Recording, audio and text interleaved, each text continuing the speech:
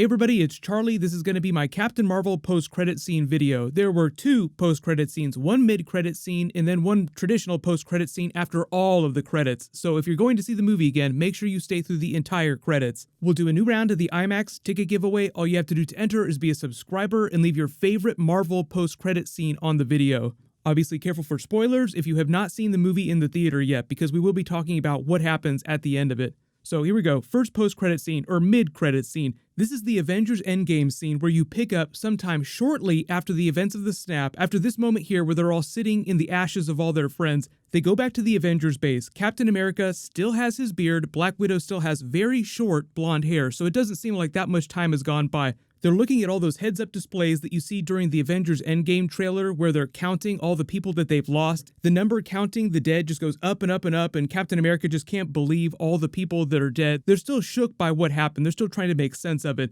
But separately, they've also acquired Nick Fury's pager. They don't know what it's for. They've bypassed the power supply. Captain America, Black Widow, Hulk, and War Machine are in the room. The others start questioning the logic of the pager. Black Widow isn't sure what's going on. What is this about? We need to learn. And Captain America just says, it was important to Fury, so that means it should be important to us. They're just trying to keep it running. Black Widow says, we need to find out who Fury was trying to contact, and it's Captain Marvel's jacked up pager. So obviously, she turns around, and with no sound at all, Captain Marvel is just standing there right up in her face with slightly longer hair in a really disheveled looking costume that she's in at the end of the Captain Marvel movie, and says, "Where's Fury?" Boom, slam to black. So just to be clear, Captain Marvel is still in her same uniform, but it looks like she's seen a lot of battle in the last 20 years. She has not time traveled. The fact that she has a much longer haircut just lets you know that time has passed for her, but the way her powers have changed her physiology just slows down the aging process. She's infused with Space Stone, Infinity Stone energy, so she ages more like Thor. But this whole time, the reason why she had never come back before is because she said, only call me in an extreme emergency. Samuel L. Jackson explained after the movie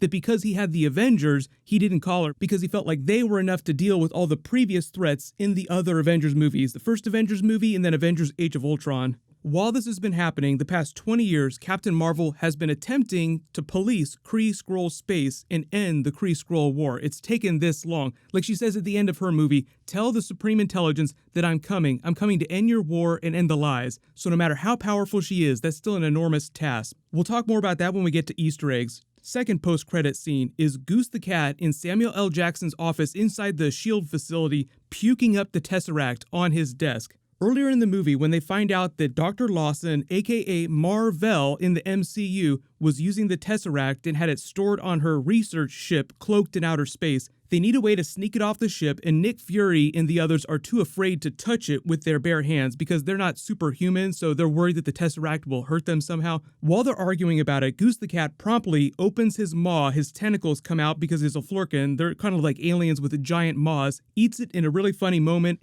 At the end of the movie, when Coulson is asking Nick Fury about what happened to it and how things got really crazy, Nick Fury just makes a joke looking at Goose the Cat saying that he's sure that the Tesseract will resurface at some point, knowing that eventually the cat will probably just throw it up, which it does in that post-credit scene. Number 3, the actual timeline of the Tesseract in the MCU. I know there's a lot of questions because people were worried that they're breaking continuity. This is the way it went down, start to finish, with the creation of the Tesseract all the way to Thanos crushing it and putting it in the Infinity Gauntlet. Sometime in the ancient cosmic history of the universe, someone uses the Space Stone to create the Tesseract. Shortly after that, Odin finds out about it, comes into possession of it, puts it in his treasure vault in Asgard for safekeeping. This is all before Thor is born and Loki is adopted. Ancient history of Asgard. Sometime later, after Odin has been in possession of the Tesseract, he takes it to Earth for unknown reasons and leaves it there. That's where it comes into possession of that church in Norway, the people that worship the Asgardians as gods. They enshrine Odin's jewel, quote-unquote, in the elaborate carving of the World Tree in that church, where it stays in safekeeping for thousands of years until Red Skull finds it at the beginning of Captain America: First Avenger. At the end of that movie, the Tesseract sends Red Skull to Vormir, where he eventually dies and becomes the guardian of the Soul Stone. The Tesseract falls into the ocean when Captain America crashes his bomber. Very shortly after the end of World War II, Howard Stark retrieves the Tesseract and begins to study it, learning of its limitless potential for clean energy. He tries to find a way to exploit it for years, but can't quite crack it. Then, in conjunction with the US military and the government, he forms Project Pegasus, this underground research facility, the dark matter reactor that eventually becomes the base that they blow up at the beginning of the first Avengers movie. So if it wasn't clear, the Project Pegasus base where all these records are that they're running around in during the movie where Wendy Lawson was working, that's the same base that Nick Fury blows up at the beginning of the Avengers movie. Howard Stark was critical in building that facility, so he was part of the early days of that. Sometime in the late 80s, Wendy Lawson comes on board the project, and tries to turn the Tesseract into a clean energy source for faster-than-light engine. No one on Earth knows that she's secretly a Kree, Mar-Vell, a scientist that's sent by the Supreme Intelligence who found out that the Tesseract was on planet Earth and wanted it for their war with the Skrulls. When Mar-Vell is killed in the accident that gives Captain Marvel her powers, the Tesseract just stays hidden in her research ship until the end of the movie where they go to retrieve it. It's eaten by Goose the Cat, then thrown up soon after, haha, funny post-credit scene, at which point Nick Fury takes the Tesseract back to the Project Pegasus facility where it stays in containment as they continue to try and study it for their Phase 2 weapons program. Remember, that was the big plot point during the Avengers movie where Captain America and Iron Man learned that they had been trying to use the Tesseract to create weapons. That was sort of the project that they adopted after they decided that they couldn't use it to create a faster-than-light engine. Shortly after that, Eric Selvig comes to work for them. He opens the briefcase and shows it to him, and you see Loki sort of shadowing him, saying, ooh, that looks interesting. Then you have the events of the Avengers movie. Loki uses it to come to Earth with the express mission of taking the Space Stone back to Thanos. He's unsuccessful, and Thor takes the Tesseract and Loki back to Asgard, places the Tesseract back in Odin's vault until the events of Thor Ragnarok. Loki steals the Tesseract at the end of that movie, then hands it over to Thanos at the beginning of Avengers Infinity War to save Thor's life.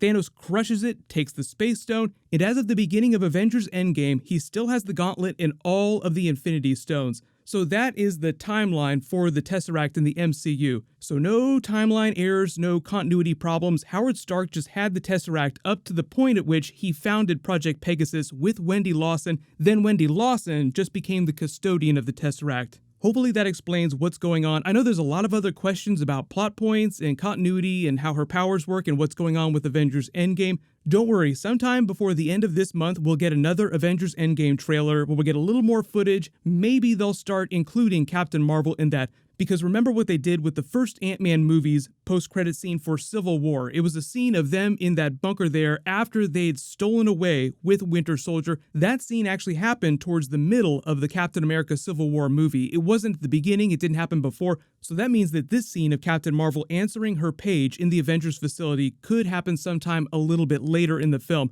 But just remember, Captain America has that long beard, Black Widow has the short hair. So wherever it does happen during the movie, it seems like it's relatively early, because then Cap at some point, like we see in the trailers, shaves the beard, Black Widow's hair grows a little bit longer. Then later in the movie, we see more time goes by, some sort of time jump because her red roots grow out. So you can actually use people's hair to chart the timeline a little bit. But just remember that they digitally alter a lot of things in trailers, so there could be some misleading stuff in that post-credit scene just to make you wonder about when it happens in the timeline of Avengers Endgame. Leave all your Avengers Endgame or Captain Marvel video requests in the comments below. I'll do more Easter egg videos this weekend, so be sure to go see the movie. While you wait for everything, click here to learn about all the Marvel movies coming after Avengers Endgame, and click here to rewatch the new Game of Thrones Season 8 trailer a billion more times. Thank you so much for watching. Everybody stay awesome. I'll see you guys tonight.